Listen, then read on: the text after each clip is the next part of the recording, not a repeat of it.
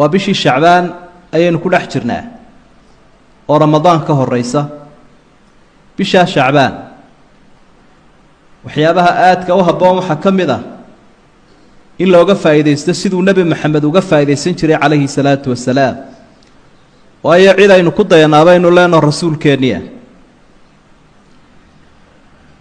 وحو النبي حسي عليه الصلاة والسلام أسامة بن زيد أصحابي قال الله إذا سؤال ويديه وحروحا كأركيا بشان شعبان أديقوا آد وقد ذا لي صومك إناد صومته محاجرة سببها مرقى رسولك وحولي صلى الله عليه وسلم بشان إلهي وحو كوريا على عملك الضومها مرقى أنونا وحان جعلها عمل كيغا إن إلهي الله كوريا لو لهرقيا أنيقوا صوما سيداس النبي كجوابه عليه الصلاة والسلام مرقى علماء وحي الله صدح جاربا لكوريا لي عملك مروحة ويا مالين والبا سيدو النبي الشيخ عليه الصلاة والسلام حديث كي صحيح مسلم يا بخاري بقصقنا وحولي يتعاقبون فيكم ملائكة بالليل وملائكة بالنهار وحي سكين بدل يا هبين كي مالنتي ملائكة وعملك كقرية أضامها أو ربحنتي كقاضية انت إنه اسك مشغول سنة إنه وروريقة إنه بوقة إنه هضلة إنه دم البوصعنا جنود إلهي علم بالا إنه سوروري وشقدوا ضدها إنه وحنا دياريا marka casarkiiyo subaxii bay isbedelaan qolo waliba warbixintooda ilaahay bay u geynayaan warbixinta ayaa laga qaaday adoonka wixii uu shar sameeyay wixii uu khayr sameeyay wuxuu ku hawlan yahay adiguna isma ogin inaguna isma ogin baxar kale in ku jirnaa warbixinta labaad waxa la gudbiyaa usbuuc walba ama toddobaadkii walba hal mar nabigu calayhi salaatu wasalaam xadiid kale oo saxiixa wuxuu ku xusay abi hurayra warinayo maalin wal oo khamiisaba adoomaha camalkooda waa la rafciyaa ilaahay baa loo geeyaa falaa yuqbalu camalu qaadici raxim marka lama aqbale waa la soo celiyaa qofka qaraabada gooya camalkiisa riwaayo kalena wuxuu tilmaamayaa ama xadiid kale maalin wal oo khamiis iyo maalin walba oo isniinaba malaa'igtu warbixinta ilaahay bay u geeyaan camalka adoomaha camalkii adoomaha ayaa ilaahay loo bandhigaa hebel waxaas uu sameeyay hebel ayaa waxaas ay sameeyay halkaas uu maraya sharkiisu waa inta khayrkiisu waa inta ilaahay baa la horgeynaya subhanahu wa ta'ala awoodda ilaahay ballaarana intaasoo khalqiya mid walba warbixin laga qaadaya oo ilaahay waxba ku adkaanaynin waayo isaga abuuray boo maamulayo arsaaqaya waxaan iyaga waxba laga dhaafaynin ba xadiidka kale uu nabigu ku yiri labada qof ee muransan أما علاذ دحت الله إلهي وحلي أنظروا هذين حتى يصطلحا أنظروا هذين حتى يصطلحا لبلا قفوا كاذية أو كاذية إلى أن يجوه شينيا هدي عفي سجد دونيان يجوه هرت هايس عفيا بولاهلي وربحين تصدحات وقتها لقد بنا يا روامد سنويه وصنت كيبا مر سيدا وتلمام يا حديث كانوا صامه والنبي كسورنا يا شيء شعبان إن وربحين إلهي لو قد بيه سبحانه وتعالى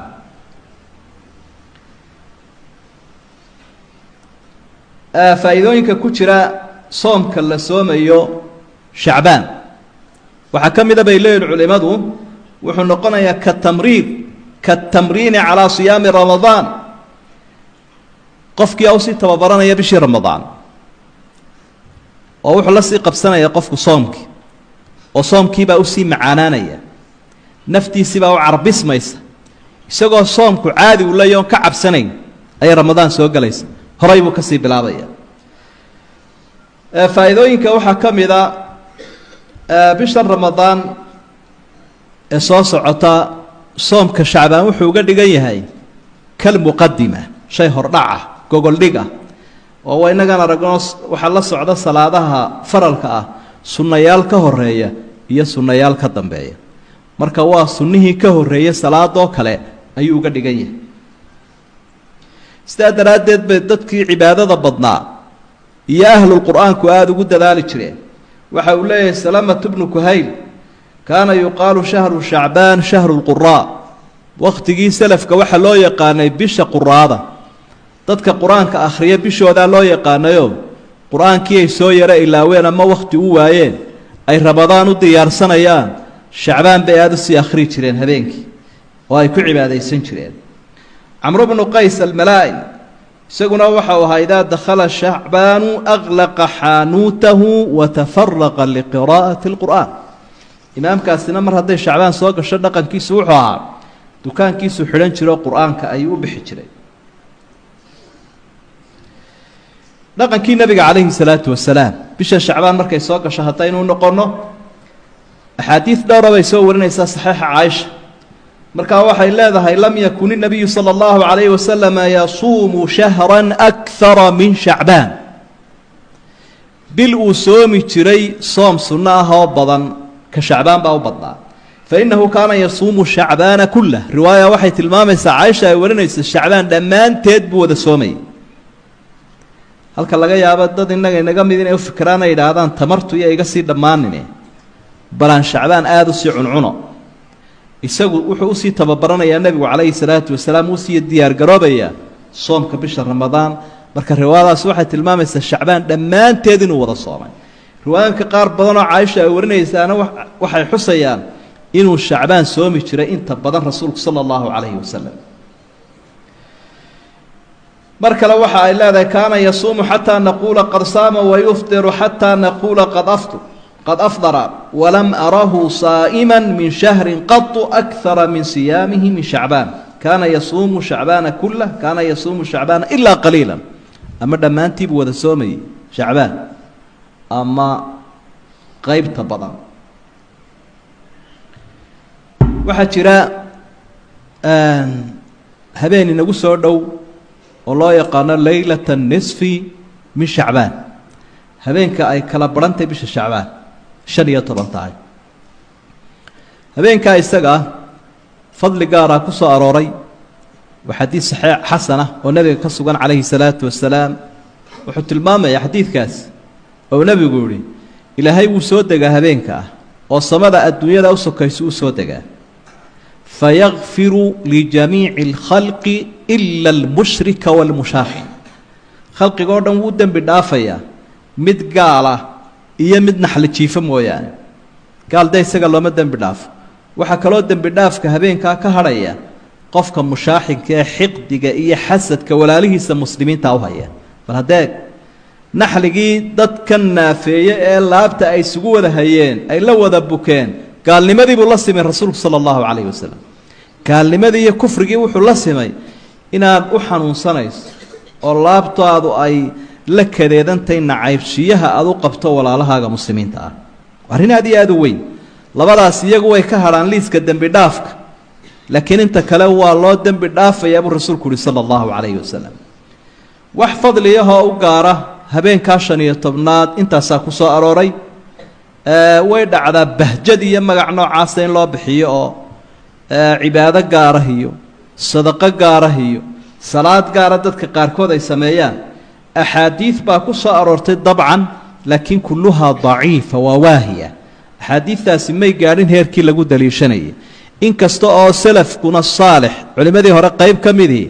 ay odhan jireen dee kol haddii habeenkaa xadiidkan fadligan uu ku sheegay wax wanaagsan aanu ku dadaalno haddana axaadiidta baabkaa ku soo arooray may sugmin oo waa daciif wey waxaa jira guud ahaanba soomka sunnaha ah inaynu ku dadaalno oo aynaan fudaysanin innagoo faralkoo qura eeganayna waayo soomka sunnahaahi wuxuu kayd u yahay soomka faradka ah oo maalinta qiyaamaha markuu ilaahay miisaamaya camalada addoommaha u miisaamayay qofka malaa'igta wuxuu ku odhanayaa u eego oo qofkii faralka wax ka dhinmaan sunnaha uga kaba dee haddii meel lagaaga kababa la waayo nuqsaanteeday leedahay marka yaynaan fudaysanin cibaado walba sunnaha ku lifaaqana ku lamaan ee xoojinaya kabaya asxaabi la odhan jiray abi umaama radia allaahu canh su-aal buu weydiiyey rasuulka ilaahay sala allahu calayhi wasalam wuxuu nebiga ku uhi murnii bicamalin yanfacunii allaahu bih rasuulka ilaahay waxaad ii fartaa ood ii sheegtaa camal ilaahay uu igu anfaco camal aan ajri iyo abaalmarin weyn ilaahay kaga helo oo la igu anfaco diin ahaan markaa rasuulku waxau uhi calayka bisawmi fainahu laa cidla lah soomka ku dadaal wax u dhigmayaa ma jiro waxaa kaloo rasuulka sala allahu calayhi wasalam xadiiduu ka warinayaa sugan xudayfa وحول من ختم له بصيام يوم دخل الجنة قفك إسقى صوما أدونك كتغا geeri ay ku timaado ama gaari hala qalimo ama mawtul fajah haw yimaado ama dhinta isagoo sooman jannada ayuu horay ka galaaday rasuulku sallallahu alayhi wasallam Abdullah ibn Umar wuxuu isaguna ka warinaya rasuulku sallallahu alayhi wasallam xadiidkii saxiixa inagu dhiri galinay guud ahaanba soomka الصيام والقرآن يشفعان للعبد يوم القيامة صومك يا قرآنك labadaas waxay u ergeeyaan adoonka maalinta qiyaamaha ergada amalkan saalixa ah ilaahay uu aqbalaya soomkii waxa uu leeyahay rabbi mana'tuhu at'ama wash-shahwa fashaffi'ni fi ilaahay uu adoonka waxaan u diiday cunadiisi iyo hamadiisi iyo wixii uu jeclaa ilaahay ergada iga aqbal quraankiina waxa uu leeyahay rabbi mana'tuhu an-nawma bil-layli fashaffi'ni fihi qala fayushaffa'an ilaahay adoonka waxaan u diiday inuu habeenkii seexdo quraanka hadaanay uu akhriyay uu igu cibaadaysanay ilaahay ergada iga aqbal de waa kalaamkii ilaahay waa sifadii ilaahay ilaahay ergada uu ka aqbalaya marka quraankii iyo siyaamkii iyo qiyaamkii waa sarajoogi akhrintii quraanka la akhriyay iyo soomkii marka inaynaan u yaraysanin aynu aad ugu dadaalno waqtiga aynu ka faa'iideysano ayaamaha aynu fursad haysano intaynu nool fursad buu ilaahay na siiyay subhanahu wa ta'ala bari dhaweed waxa la siiyay shahaadada caalamiga ah ee loo yaqaan Nobel Prize nin reer Japan ninkaasi daraasad uu sameeyay wuxuu ku soo helay arrin cusub oo ah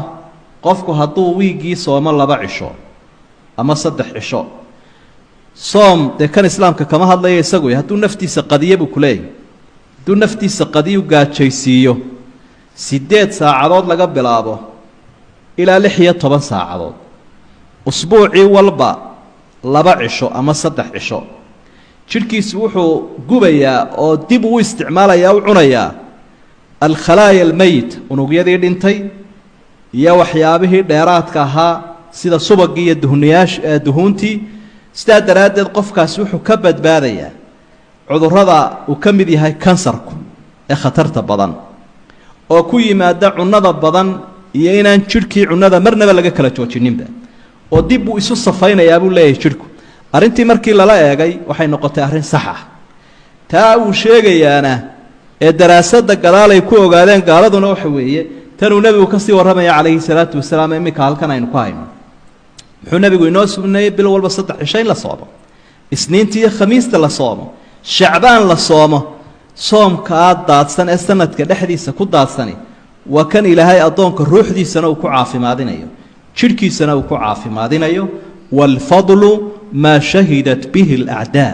fadlina waxa la yiraahdaa cadawga ka soo horjeeda wixii uu ku qiro marka wax wal oo sharcigeenu inoo jideeyba wuxuu leeyahay faa'iido dhinac walba ah